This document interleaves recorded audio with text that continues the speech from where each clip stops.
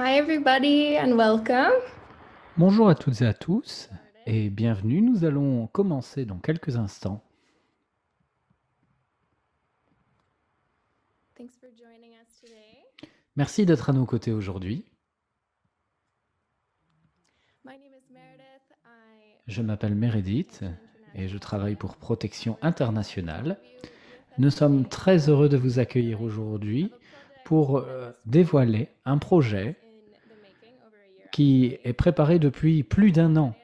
Mon collègue Daniel Barrera et moi vous accueillons aujourd'hui à cet événement. Et avant de commencer, je voudrais aborder avec vous quelques détails pratiques habituels pour ce webinaire. Alors tout d'abord, sachez que l'interprétation en direct est disponible. Vous pouvez écouter l'anglais, l'espagnol ou le français en cliquant sur le petit globe de l'interprétation en bas à droite de votre fenêtre de l'application Zoom et vous pouvez sélectionner votre langue. L'interprétation n'est possible que sur l'application et non pas sur le navigateur en ligne. N'hésitez pas à nous transmettre vos questions, vos commentaires dans le cadre de la fonction chat. Vous pourriez devoir la trouver. Si vous avez des questions pour les présentateurs, vous pouvez les laisser sur la fonction Q&R, questions-réponses. La présentation aujourd'hui sera assez courte, 45 à 50 minutes, pour être certain d'aborder toutes les questions. Mais on ne peut pas être certain qu'on abordera toutes les questions, mais on fera de notre mieux. Alors avant de commencer, sachez que ce webinaire est enregistré et est diffusé sur Facebook et sur LinkedIn. Cet espace est censé être inclusif. Toute discrimination, harcèlement, discours de haine, propos diffamatoires ne seront pas tolérés. Cela étant dit, n'hésitez pas à nous envoyer toutes vos questions, tous vos commentaires pendant toute la durée du webinaire aujourd'hui. Tout particulièrement si vous avez des idées pour savoir comment utiliser l'observatoire pour vous, pour votre organisation. Si vous ne le faites pas encore, veuillez nous suivre sur les réseaux sociaux pour les projets, les annonces, les possibilités d'emploi. Vous y retrouverez tout. Nous postons toutes les dernières informations sur ces canaux. Je vais vous donner les informations sur les réseaux sociaux dans le chat dès maintenant. Je vais donner la parole à Dani qui va passer en revue l'ordre du jour aujourd'hui. Merci beaucoup, Meredith. Mais bonjour à toutes et à tous. Très brièvement, je vais vous expliquer ce que nous allons faire lors de cet événement aujourd'hui. Tout d'abord, nous allons avoir quelques propos de présentation de Mauricio Angel, responsable formation de protection internationale. Ensuite, nous aurons Enrique Urgen qui va, c'est notre chercheur principal, il va nous faire une petite présentation sur le but de la plateforme que nous lançons aujourd'hui car nous pensons que ce moment est opportun. Nous allons vous expliquer comment cela fonctionne de manière très simple. Ensuite, nous aurons les présentations de 3 intervenants que nous avons invités qui viennent de 3 régions différentes du monde qui nous accompagne pour le lancement de la plateforme et pour nous parler de son importance et de l'importance d'un cadre juridique pour protéger les défenseurs des droits humains.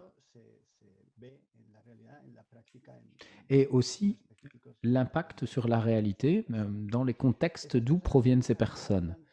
Ces personnes, à nos côtés aujourd'hui, seront Shukerel Dugersuren, Dote Watch de Mongolie. Son intervention est enregistrée en raison de l'horaire et surtout à cause de la mauvaise connexion Internet là-bas. Et donc, elle nous a envoyé une petite présentation vidéo. Alors, nous aurons une présentation en direct de Guillermo Rodríguez Garcia, du CEGIL, du Conseil de la Justice internationale, qui nous parlera de l'état des lieux en Amérique latine. Et ensuite, nous aurons Adélaïde Etonkame du Service international des droits humains qui nous parlera de la situation en Afrique. Ensuite, nous pourrons débattre brièvement. Nous poserons des questions à nos intervenants et vous pouvez bien entendu partager vos questions avec nous sur le chat et nous terminerons par quelques propos de conclusion de Mauricio Angel. Cela étant dit, d'emblée, nous allons partager avec vous le lien sur le chat, le lien qui vous permet d'accéder à la plateforme pour que vous puissiez la connaître, la prendre en main, pour que vous puissiez jouer avec. Et sur ce, je donne la parole à Mauricio Angel, qui est responsable de l'information chez Protection Internationale. Mauricio, vous avez la parole. Merci beaucoup, Dani. Merci à Meredith. Merci à toutes les intervenantes. Merci à vous tous d'être à nos côtés aujourd'hui. Je suis très fier d'être ici aujourd'hui pour le lancement officiel de notre tout nouveau site Focus. Il a fait l'objet de la publication du rapport Focus, tout d'abord en version PDF et puis en version imprimée. Nous avons tenté de voir ce qui se passe dans le domaine des cadres juridiques et des cadres de protection et des politiques pour la défense, pour la protection plutôt des DDH. Comme vous le verrez dans les différentes interventions, l'intérêt est croissant pour cette question et il va dans d'autres questions d'Amérique latine, d'Afrique et d'Asie aussi. Cet intérêt est tel qu'au sein de Protection Internationale, nous avons estimé qu'il fallait faire ce bond qualitatif, qu'il fallait faire passer nos recherches en la matière dans la sphère numérique. Voilà pourquoi le site internet a gardé ce nom, Focus. Mais je ne voudrais pas vous livrer le contenu des présentations, je ne voudrais pas les gâcher. Donc, il est peut-être mieux de regarder une petite animation qui explique un peu plus en détail Focus. Meredith, allez-y.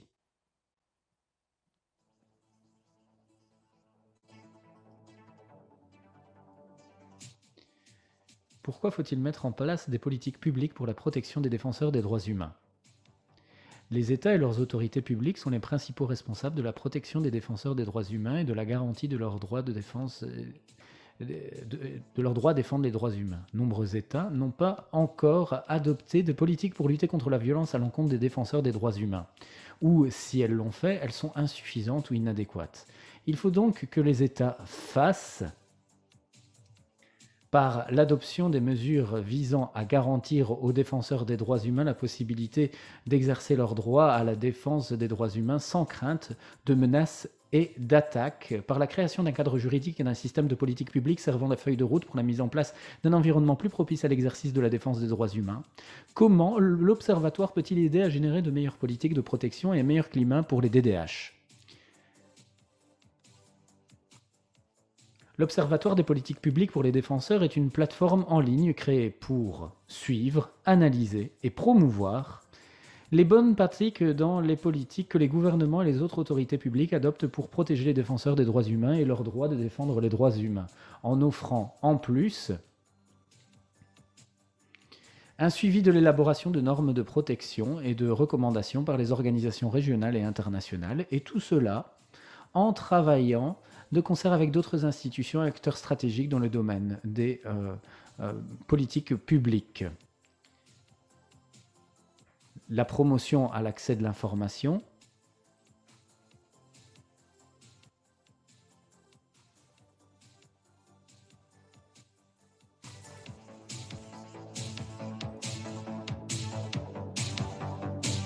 l'analyse de l'évolution et l'identification des bonnes pratiques sont les principales activités menées par l'Observatoire, donc.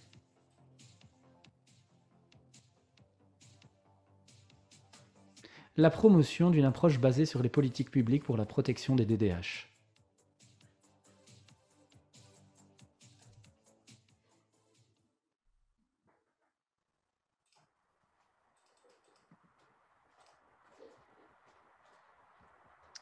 Perfect. So then we'll hand Très it bien.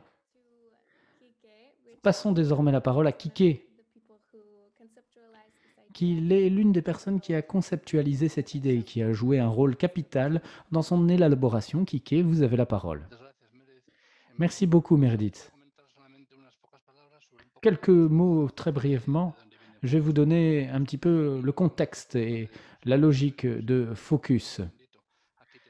Alors ici, vous voyez la raison principale de la création de Focus. Au cours des dernières années, au moins depuis 2014, on constate une hausse considérable et grave du nombre de pays qui sont impliqués dans des questions, dans des débats sur des politiques publiques, des lois pour protéger les droits de défendre et protéger les défenseurs des droits humains. On constate que 34 pays, à savoir 18% des membres des États membres des Nations Unies, sont impliqués dans ces questions. À partir de 2014, on constate une hausse considérable. Et une grande partie est liée à ce phénomène. Diapo suivante, s'il vous plaît.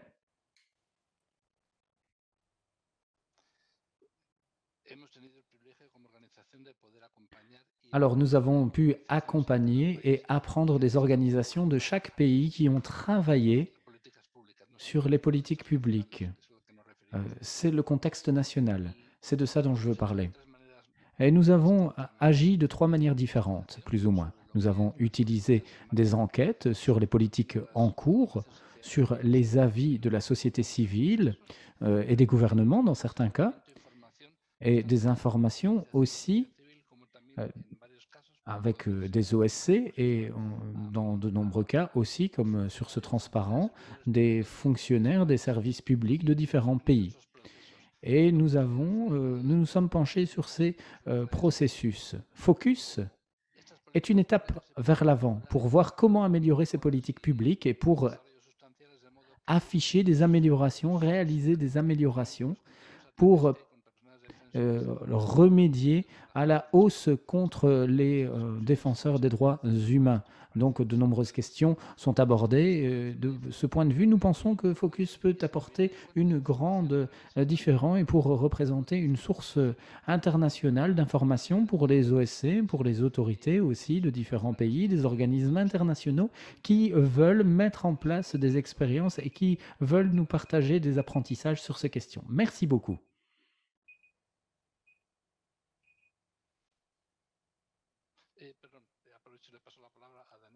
Oui, et j'en profite pour donner la parole à Daniel d'ailleurs. Pardon, excusez-moi. Merci beaucoup, Kike.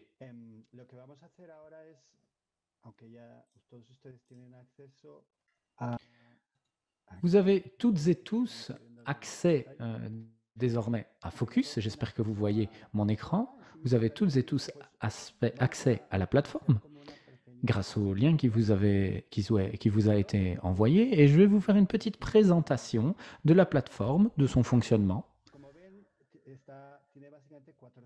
Comme vous le voyez, il y a 4 sections en haut.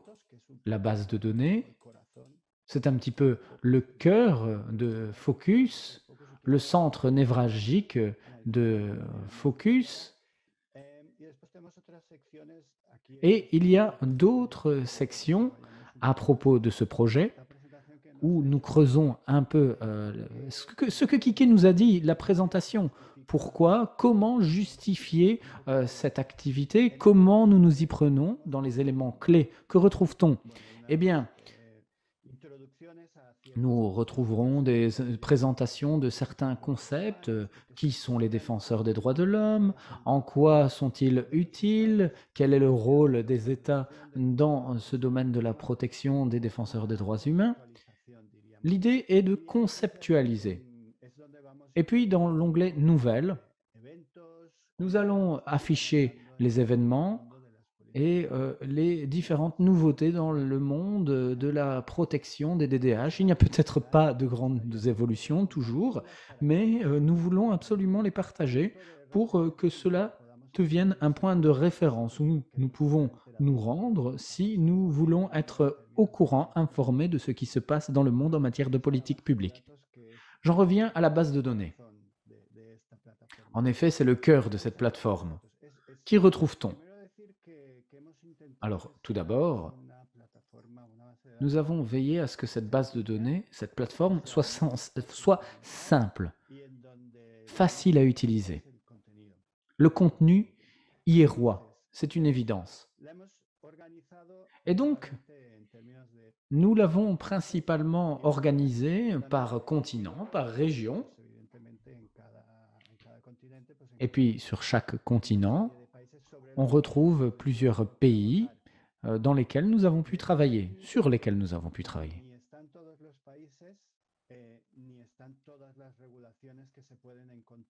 Il ne s'agit pas tant des pays ou des réglementations dans chaque pays.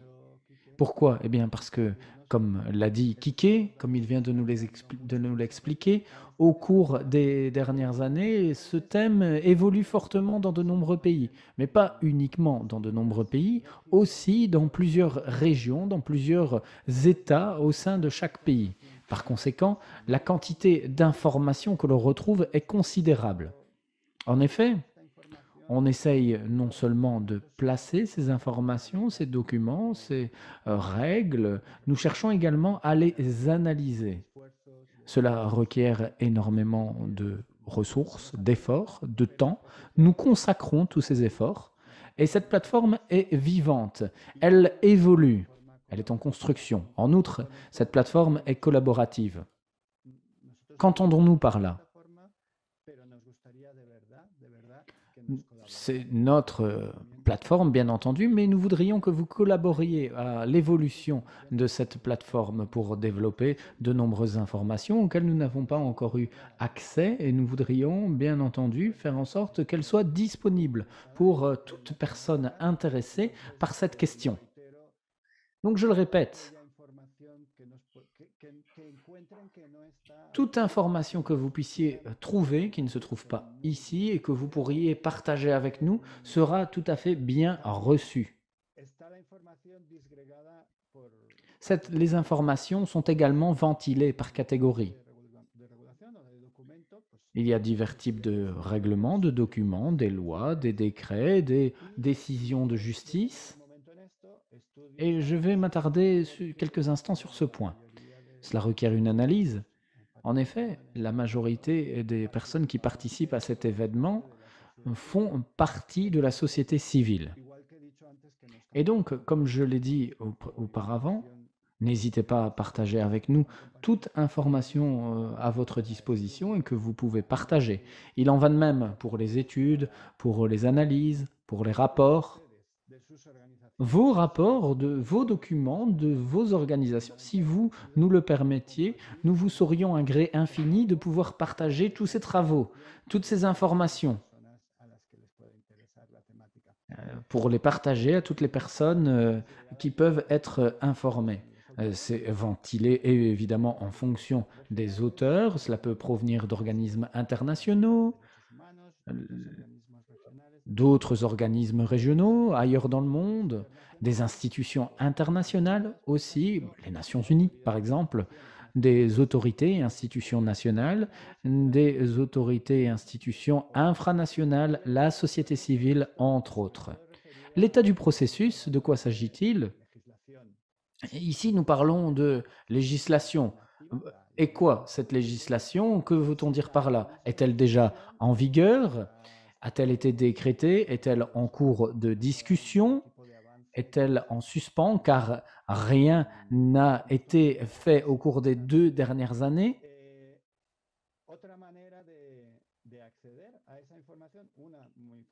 Autre possibilité d'accéder à ces données, la première très facile, la base de données, et l'autre un peu plus visuelle, si c'est possible, c'est d'y accéder grâce à cette petite recherche par pays que vous pouvez voir ici maintenant à l'écran. Sur cette carte, que voit-on? Sur cette carte, nous pouvons voir en toute simplicité, selon les couleurs, comme vous le voyez ici, en rouge, en orange, nous voyons dans ces pays qu'il existe un type ou l'autre de législation en vigueur en matière de protection du travail des défenseurs des droits de l'homme. Les personnes qui se trouvent en orange un peu plus clair sont des pays où, à l'heure actuelle, ce genre de discussions, de débats sont en cours, où il y a des évolutions en matière de ce genre de réglementation ou de législation. en gris son países donde en algún Et momento pour ce qui est des pays en gris, c'est des pays où à un moment ou un autre, il y a eu des avancées, des progrès, mais des pays où maintenant, voilà, cela s'est embourbé. Voilà donc pour ce qui est de la carte. Et puis, vous pouvez également faire des recherches par région. D'un point de vue pratico-pratique, nous avons Guillermo. Et donc, par exemple, si on va au Mexique, eh bien, on voit le contexte, un rappel sur le pays, on tente d'actualiser ces descriptions. Alors, pour certains pays, c'est plus réussi qu'ailleurs, mais on fait de notre mieux.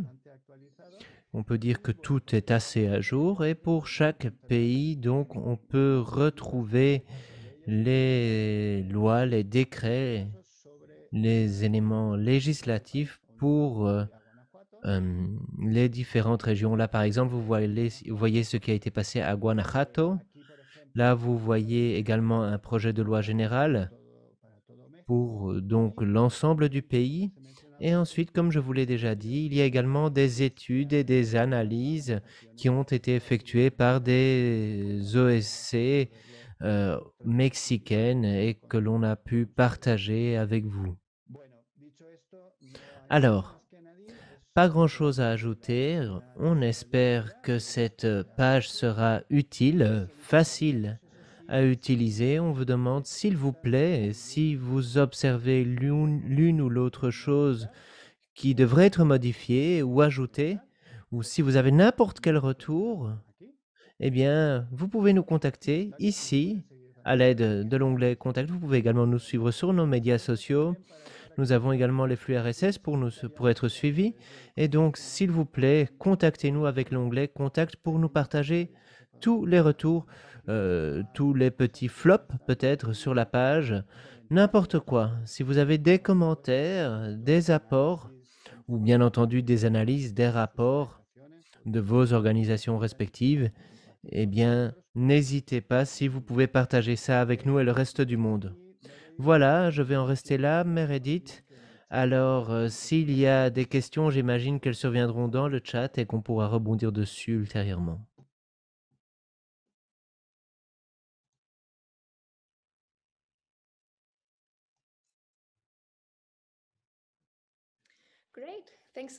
Fabuleux, un tout grand merci, Dani. Passons maintenant à la suite. Passons au vif du sujet sur certaines politiques publiques et commençons par l'intervention vidéo.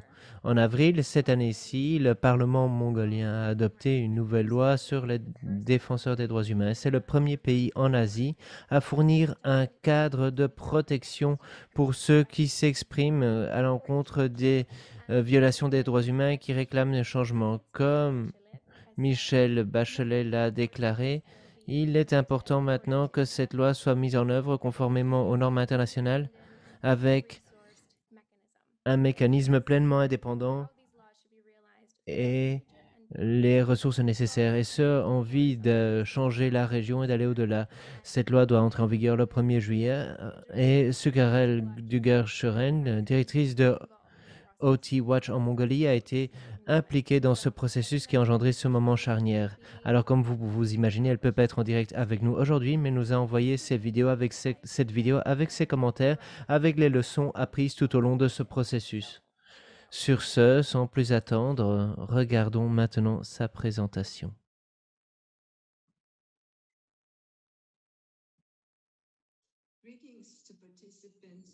Bonjour, chers participants à cette réunion de protection internationale sur cet observatoire. Je m'appelle Sukarel Duger-Suren et je travaille dans la défenseur des droits humains en Mongolie. Et je suis heureuse de pouvoir partager mon expérience en ce qui concerne l'élaboration d'une loi sur les DDH. Et je tiens à vous faire part de nos expériences concernant ce qui s'est bien passé, ce qui s'est moins bien passé, et en ce qui concerne les leçons à apprendre. Et je tiens également à vous faire part de l'ensemble du processus, vous expliquer comment les choses se sont passées.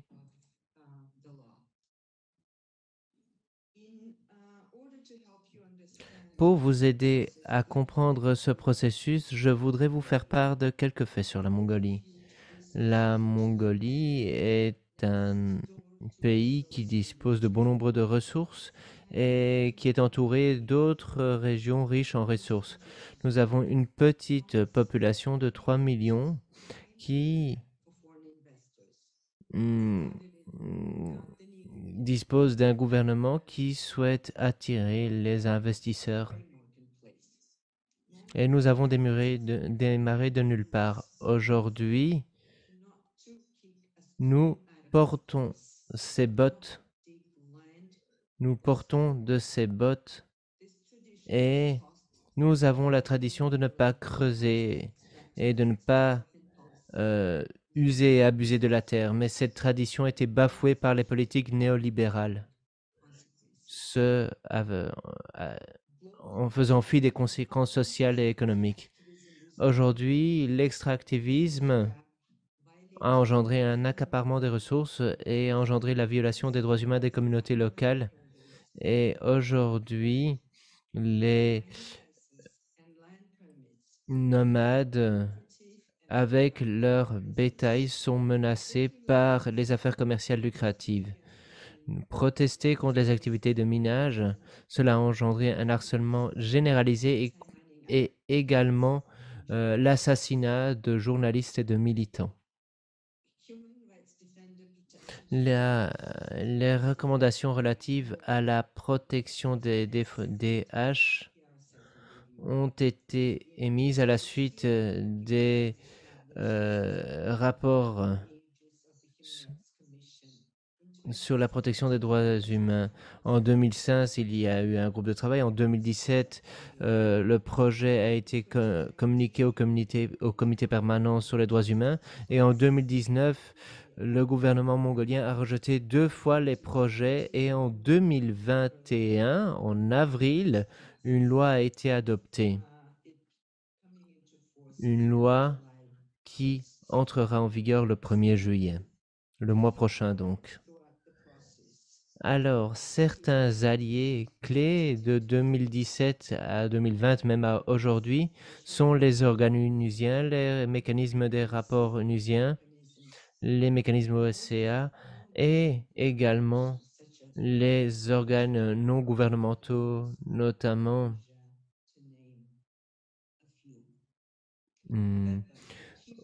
ODIHR et le Forum EJA pour ne mentionner que 2. En outre,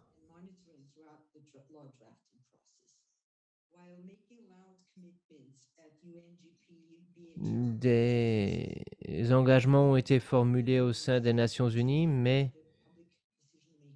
dans les faits, les espaces de prise de décision sont toujours limités et la réputation d'entreprise et les investisseurs sont protégés. Cette tendance globale survient en Mongolie et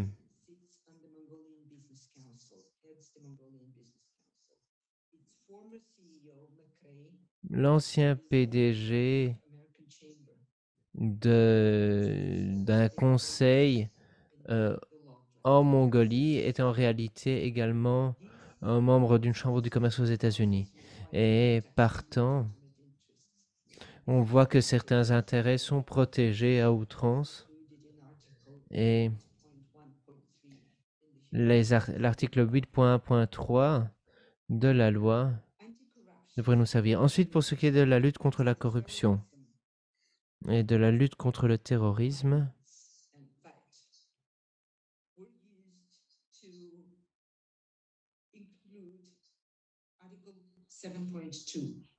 ces éléments étaient recouverts par l'article 7.2.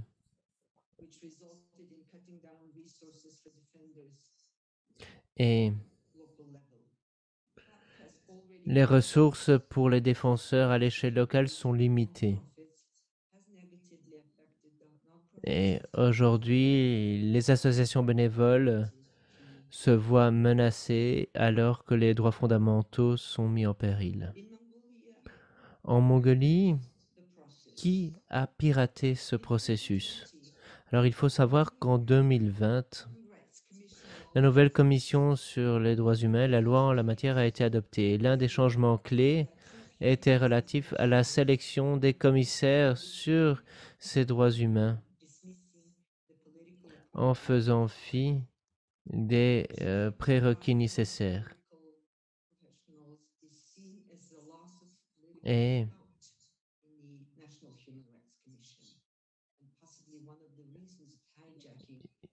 cela a très certainement nui à la loi sur la défense des DDH. Avec un 6e commissaire, la protection a été menacée et la commission sous-financée devient du coup encore moins efficace et bon nombre de commissaires avec peu de ressources ne peuvent protéger de façon efficace les DDH. Alors nous faisons des campagnes pour aller à contre-courant et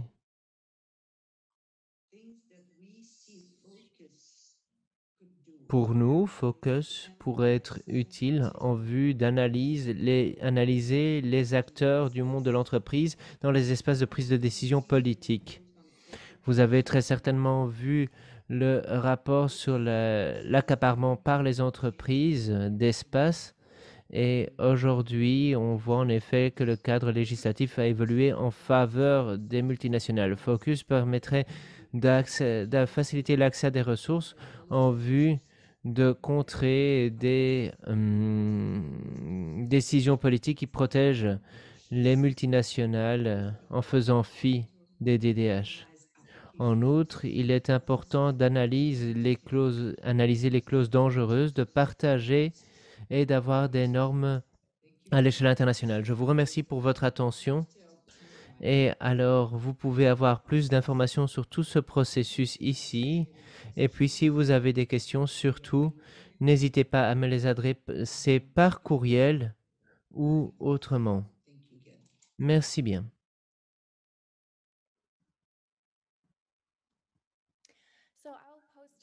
Alors, je partagerai son adresse email dans un instant dans le chat. Et maintenant, je vais donner la parole à Danny, qui va présenter notre premier orateur.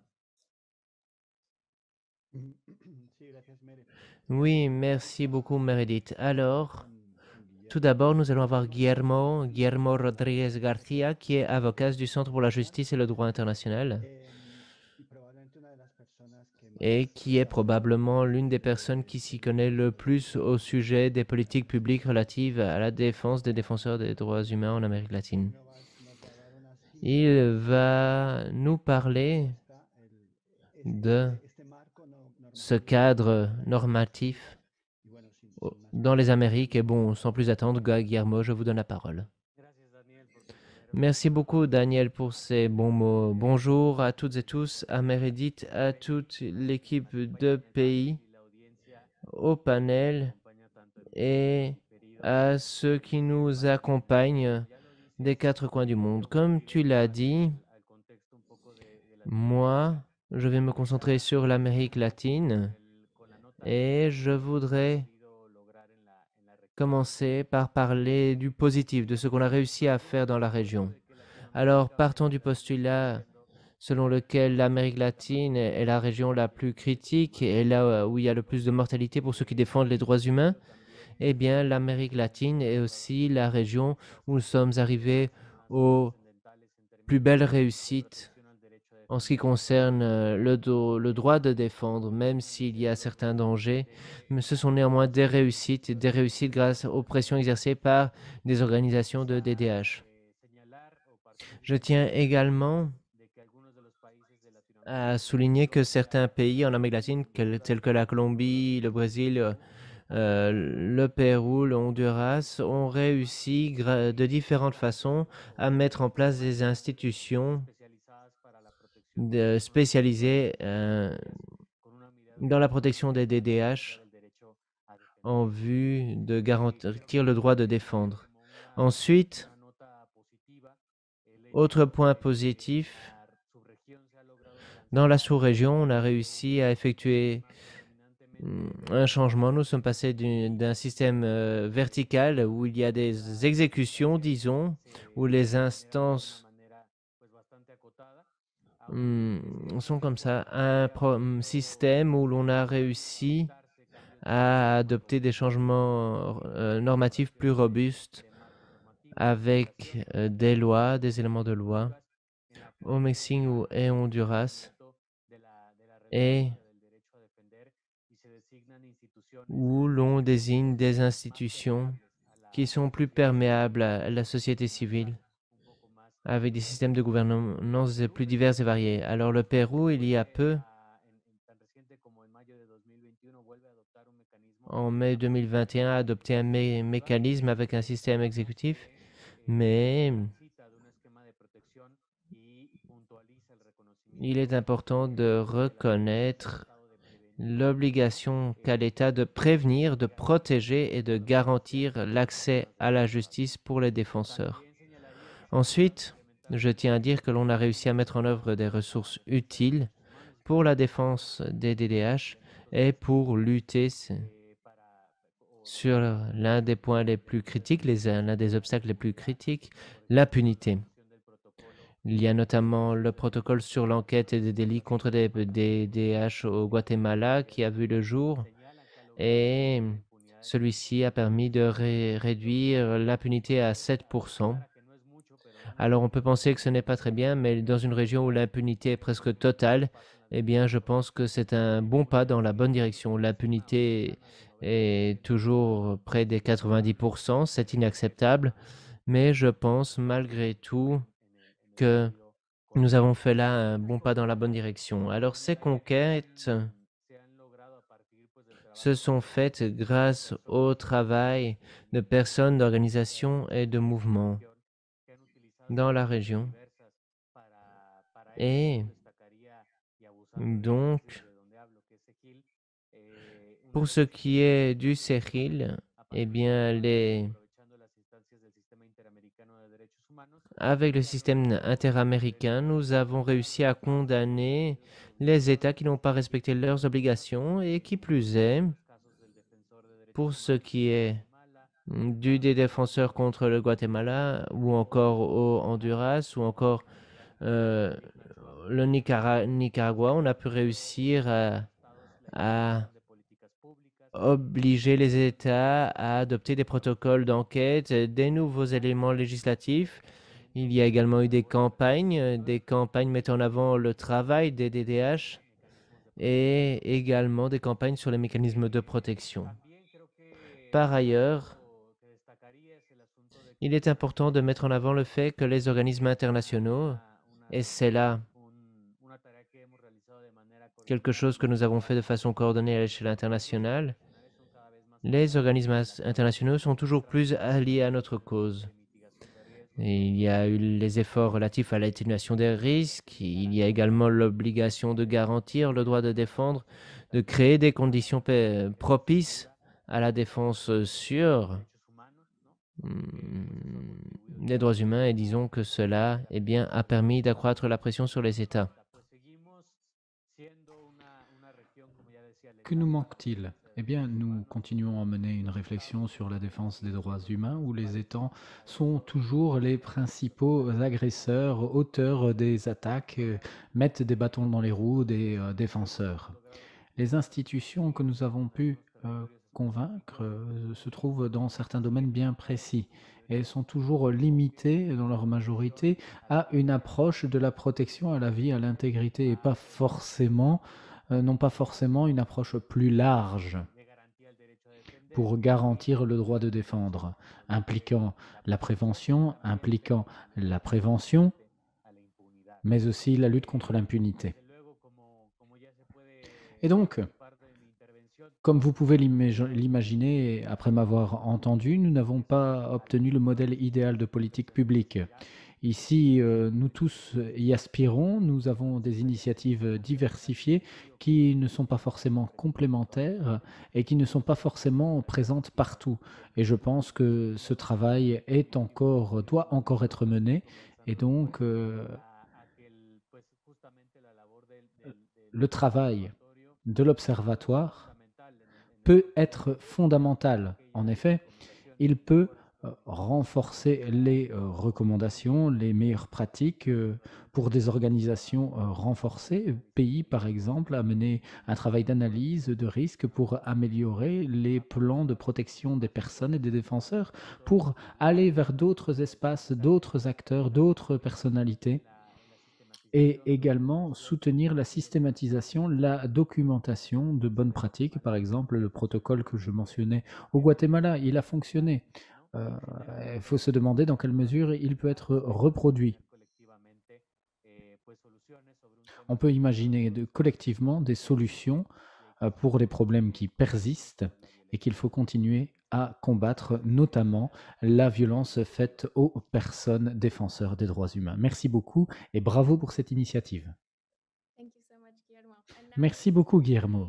À présent, nous allons passer en douceur à notre prochaine oratrice. Nous sommes très heureux d'avoir Adélaïde Etonkame à nos côtés aujourd'hui. Elle est responsable du programme au sein du Service international des droits humains et travaille avec eux depuis 2017. Elle se concentre sur le soutien et la protection des défenseurs au niveau national en Afrique, ainsi qu'au sein de la Commission africaine et qu'aux Nations Unies. Elle prônait les droits des femmes en Pologne, en Macédoine et aussi la liberté d'expression en Afrique centrale. Plus récemment, elle a travaillé avec des populations autochtones et des minorités en Mauritanie pour la protection de leurs droits, tout particulièrement pour défendre les victimes de la traite et de l'esclavage. Adélaïde, je vous donne à présent la parole. Bonjour à tous et merci beaucoup de m'avoir invité à participer au lancement de la plateforme Focus et félicitations à Protection Internationale pour le travail effectué. Les restrictions liées au Covid ont mis à rude épreuve les différentes politiques et législations pour la protection et la promotion des défenseurs des droits humains adoptées en Afrique. Le lancement de la plateforme ne pouvait arriver à un moment plus opportun. On m'a demandé aujourd'hui de parler des lois protégeant les défenseurs en Afrique, les stratégies mises en œuvre pour parvenir à l'adoption de ces lois et les défis que l'on rencontre encore aujourd'hui freinant la pleine mise en œuvre de ces lois. Donc, concernant les lois et politiques adoptées en Afrique sur la protection des défenseurs, en Afrique, 3 pays ont à ce jour adopté des législations spécifiques visant la protection et la promotion des défenseurs au niveau national. En 2014, la Côte d'Ivoire était le premier pays à adopter une telle loi, dont le décret d'application a été adopté en 2017. Puis le Burkina Faso en a fait de même en 2017, et enfin le Mali en 2018, dont le décret d'application a été adopté en janvier 2020. Donc ces lois qui se basent principalement sur la loi type, sur la reconnaissance et la protection des défenseurs, sont uniques dans le sens où elles prennent en compte les particularités liées au contexte national de chacun de ces pays. Ces lois continuent d'inspirer de nombreux pays en Afrique, et plusieurs d'entre eux s'y réfèrent à différentes étapes menant à l'adoption d'une loi de protection. Mais une des particularités de ces lois, et notamment celle de la Côte d'Ivoire et du Mali, est qu'elles prennent en compte les besoins de protection de groupes spécifiques des défenseurs, en l'occurrence les femmes et les personnes handicapées. En prenant en compte ces groupes spécifiques, ces lois reconnaissent les violations particulières et uniques liées à leur genre et à leurs conditions auxquelles font face ces défenseurs et par conséquent leur accordent une protection adaptée. Ces lois illustrent une incroyable protection des défenseurs au niveau national et la mise en œuvre de la Déclaration des Nations Unies sur les défenseurs de 1998. Néanmoins, l'adoption d'une loi n'est pas une fin en soi. S'assurer que le cadre juridique national permet aux défenseurs de faire leur travail en toute sécurité, y compris à travers l'abrogation ou l'amendement de lois restrictives, est tout aussi important. Maintenant, pour parler peut-être un peu plus des stratégies qui ont mené à l'adoption de ces différentes lois, il ne peut y avoir de protection efficace des défenseurs sans les défenseurs eux-mêmes. Impliquer les différents groupes de défenseurs, notamment les plus vulnérables, à chaque étape du processus, garantit que leurs préoccupations soient entendues et surtout permet une meilleure appropriation du texte par ceux qu'ils protègent. De plus, on a constaté qu'un projet de loi émanant et supporté par la société civile aboutit plus généralement à une loi à laquelle les défenseurs adhèrent. Pour qu'un tel processus aboutisse, il est important de créer des relations avec les parties prenantes concernées, telles que le ministère en charge des droits humains, les institutions nationales des droits humains et les parlementaires. Ces alliés de confiance sont clés pour soutenir les revendications des défenseurs lorsque le projet de loi est présenté au gouvernement ou à l'Assemblée nationale, afin de garantir que les droits qu'ils considèrent les plus importants demeurent dans le texte de loi. Les opportunités et les mécanismes disponibles au niveau régional et international ne doivent pas être négligés. L'utilisation des procédures spéciales et des examens périodiques de la situation des droits humains dans le pays peuvent également être utilisés pour amplifier la voix des défenseurs et faire pression sur les gouvernements pour qu'ils envisagent l'adoption de telles lois dans le respect des normes internationales et régionales des droits humains. Cela étant dit, nous nous sommes trop souvent rendus compte que la plupart des acteurs impliqués dans le processus d'adoption de la loi ne comprennent pas pourquoi une telle loi est nécessaire ou encore pourquoi le travail des défenseurs est primordial dans un contexte démocratique. Sensibiliser ces acteurs et plus largement la population demeure essentiel. Enfin, je terminerai en vous parlant un peu plus des défis qu'on a pu rencontrer à ce jour concernant la mise en œuvre de ces lois. Donc, il existe 2 défis principaux freinant la mise en œuvre effective des lois de protection ayant été adoptées en Afrique. Premièrement, la méconnaissance par les défenseurs et les autorités de l'existence et du contenu de la loi. À plusieurs reprises, nous avons eu l'opportunité de discuter avec des défenseurs de la Côte d'Ivoire, du Burkina Faso et du Mali, et certains n'avaient pas connaissance de l'existence d'une loi les protégeant. Il en est de même pour les officiers de police, les avocats ou encore les juges qui ignoraient l'existence de ces lois et la meilleure manière de les mettre en œuvre. C'est pourquoi nous continuons à travailler avec les défenseurs pour que ceux-ci soient équipés des outils à leur disposition, mais également avec les autorités, car en connaissant la loi, les droits qu'elle octroie aux défenseurs, mais également les obligations qui sont les leurs, les autorités auront conscience du rôle premier qu'elles jouent dans la protection des défenseurs et seront plus à même de la garantir. Enfin, pour terminer, un élément important que préconisent toutes ces lois et leurs décrets d'application est la mise sur pied d'un mécanisme de protection des défenseurs. À ce jour, en Côte d'Ivoire, au Burkina Faso et au Mali, ces mécanismes ont été légalement créés par différents textes, mais peinent encore à fonctionner de manière effective. Ces mécanismes ont été créés pour assurer la mise en œuvre de la loi, la protection physique des défenseurs lorsque cela s'avère nécessaire, et prévenir les violations de leurs droits. Jusqu'à présent, les actions de ces mécanismes demeurent limitées, voire inexistantes, malgré le besoin. Sans le fonctionnement effectif de ces mécanismes, ces lois perdent de leur impact, alors que plus que jamais, dans un environnement où l'espace civique est continuellement restreint, elles sont nécessaires. Je m'arrêterai là pour ma présentation. Merci beaucoup pour votre attention.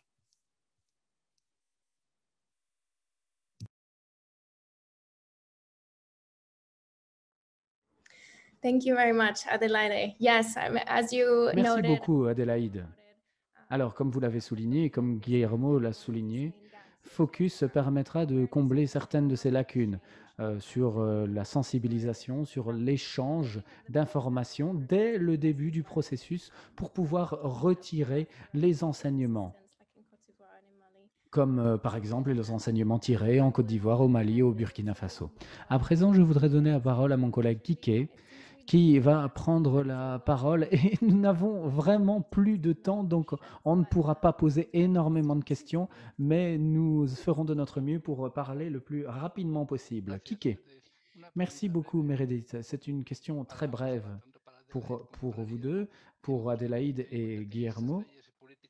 Ces lois et ces politiques existent dans divers lieux. Selon vous, quelle serait la première étape pour commencer à évaluer les résultats des lois ou des politiques? Une première étape impliquant bien entendu les autorités.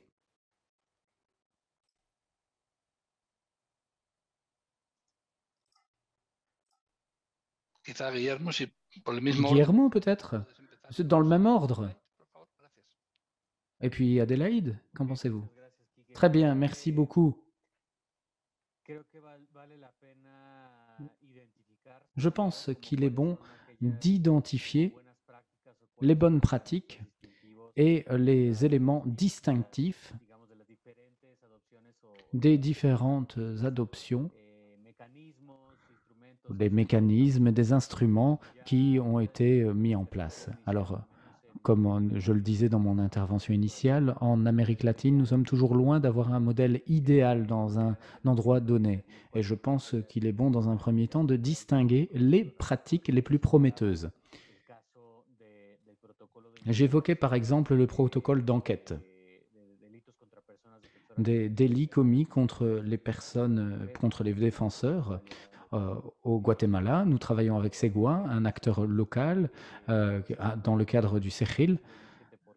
Ce protocole pourrait réduire de 7% l'impunité des auteurs d'attaques contre les défenseurs. Par exemple, dans ce cas concret, ce qui serait utile, c'est d'approfondir ce genre d'analyse, d'enquête, pour voir si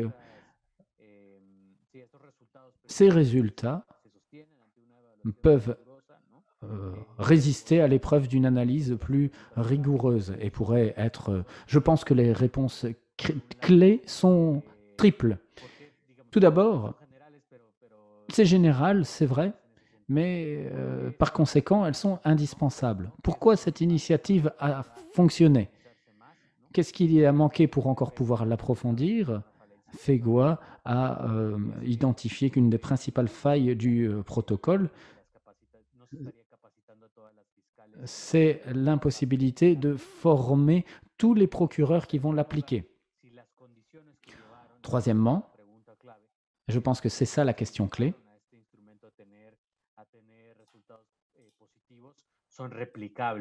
Il faut que les résultats positifs puissent être reproduits dans d'autres contextes. Ça, c'est la clé.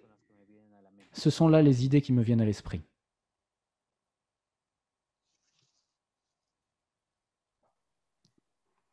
Quant à moi, je ferai écho à ce que Guillermo a déjà dit, notamment concernant les mécanismes et les mesures mises en place pour assurer la mise en œuvre de la loi. Donc, que ce soit le mécanisme de protection, mais également certains droits prévus par les textes de loi, par exemple en Côte d'Ivoire, au Burkina Faso ou au Mali, prévoit la protection des membres de la famille du défenseur dans le cas où le défenseur serait dans une situation de danger. Donc, comment l'État prévoit de mettre en œuvre cette provision? C'est également une des manières qui pourrait être utilisée, en tout cas pour s'assurer que l'État garantisse la mise en œuvre de cette loi.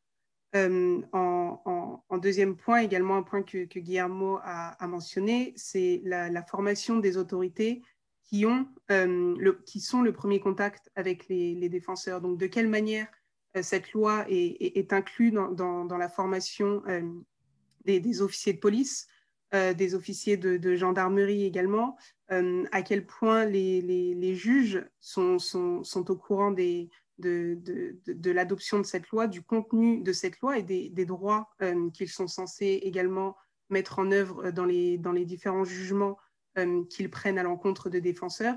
Donc, toutes ces mesures permettraient de vraiment vérifier à quel point la loi est mise en œuvre dans ces pays.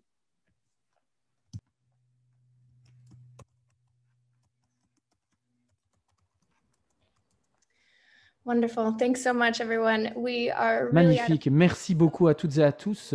Alors, nous sommes très en retard et donc nous allons devoir nous arrêter dès maintenant. Je vais juste rendre la parole à mon collègue Mauricio qui va nous livrer ses remarques de conclusion. Si vous avez des suggestions, des idées, n'hésitez pas à nous envoyer un courrier électronique. Je vous poste à présent les adresses électroniques des membres de l'équipe de protection internationale qui sont impliqués dans cet observatoire Focus. Merci d'avoir été à nos côtés. Maurizio, vous avez la parole. Merci beaucoup, Meredith. Alors, en conclusion, tout d'abord, je voudrais vous remercier toutes et tous. Merci aussi aux intervenants d'avoir partagé leurs points de vue, leurs idées sur la situation dans les différentes régions du monde et le potentiel de Focus aussi. Je voudrais conclure sur 3 points. Tout d'abord, il porte sur le passé.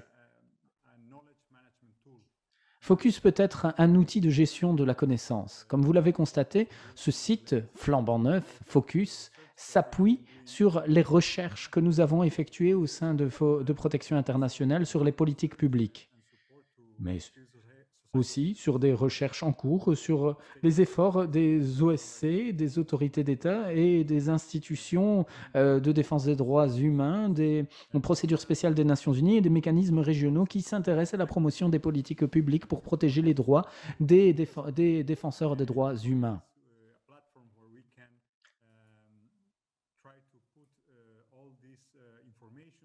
Nous pouvons essayer de placer toutes ces informations sur cette plateforme. C'est un guichet unique.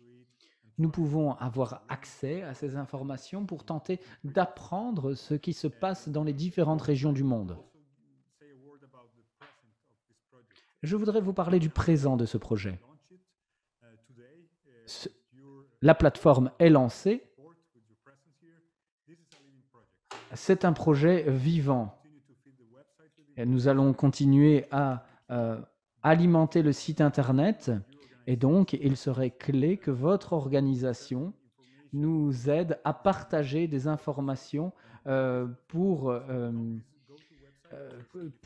tous. L'objectif de Focus est que tout le monde puisse télécharger des informations pertinentes, pays par pays, d'avoir accès à des informations, des vidéos d'explications, des interviews, des infographies, etc. En effet, dernier mot, c'est l'avenir de Focus. C'est une plateforme collaborative. Les autres organisations de la société civile comprennent la valeur du site Internet pour mettre en avant votre travail en la matière. Pour les organismes des droits de l'homme et les mécanismes de défense des droits humains, ainsi que les mécanismes régionaux et les procédures spéciales, ces acteurs peuvent avoir accès aux meilleures pratiques dans la matière. Et nous espérons que dans le passé, nous pourrons avoir d'autres organisations pour promouvoir et soutenir ce site Internet, pour que Focus devienne une initiative conjointe d'organisations aux mêmes idées. Nous espérons que Focus peut être la base d'une coopération fructueuse, d'échanges, d'apprentissage les uns entre les autres dans le domaine des politiques publiques pour protéger les droits des défenseurs des droits de l'homme. Je vous remercie sincèrement. Merci beaucoup, Mauricio. Merci beaucoup à tous les intervenants qui ont pris la parole et aussi merci à toutes les personnes qui, dans ces pays, continuent de réaliser ce travail essentiel, à savoir la défense des droits humains. Merci beaucoup à toutes et à tous d'avoir participé, d'avoir assisté à ce webinaire. Nous continuons le travail. Merci beaucoup.